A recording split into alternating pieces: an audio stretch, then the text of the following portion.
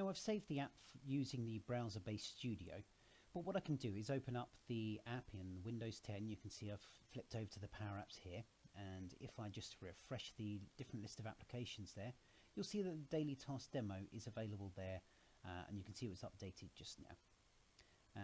And I could click on that to open it as an app, or I can click straight into edit and go and start working on some of the content there.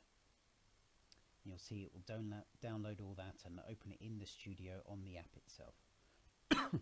So what we're going to do is try and focus on the app of changing the order of some of the items, making it so that the tasks are very prominent, and also add some capabilities to the main part itself. So what you'll see is you've got a list item here, and if we click down the bottom, you can see this is a browse gallery. So this shows a list of the tasks. You can see the daily tasks, data source there, which is from the SharePoint list, and you can see the different items. So as we did before, we can move this over, just make sure that uses up as much room as possible. We're just going to shift slightly the button up and add a little bit more space for the content itself. Now you'll see once you select an item, and here, such as this text box, you've got a set of different properties that you can change on there. For example, we could have a look at the size of the font. You can see it's set to 32 there. We can set up to, for example, 36 or 32 probably fits a little bit better. And as you'll notice on the items at the bottom, just needs a little bit more space on there. Next, by selecting this item, you can insert some content. So if we insert and have another text box, and we could put down the bottom, shift it over, and you'll see that automatically along here it's got from the data source the different items. So we could bring back the task date to show on there, just so we know what the date is that will display from that. Next, we want to add a toggle, so we can mark it very easily from this home screen to mark things as completed.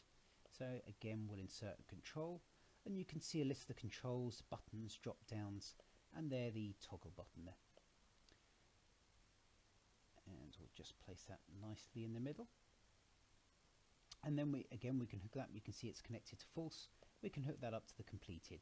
And you can see ones that I've already marked as completed are showing correctly there already. Final button I'd like to add is just an icon.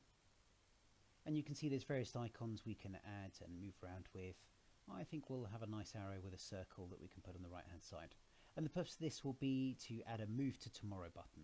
So in order to change between the different areas and quickly adapt, just want to make it that we can add, that we can move it on and say, do you know what, let's be honest, I'm not going to get that done today. Let's move it tomorrow and focus on getting the other two items in my productivity list together.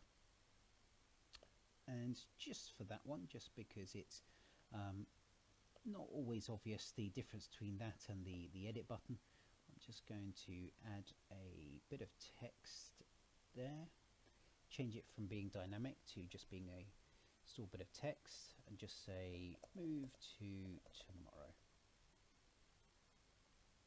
And we'll just shift that over so it's very obviously related to that. And from that, we now have a very different looking application.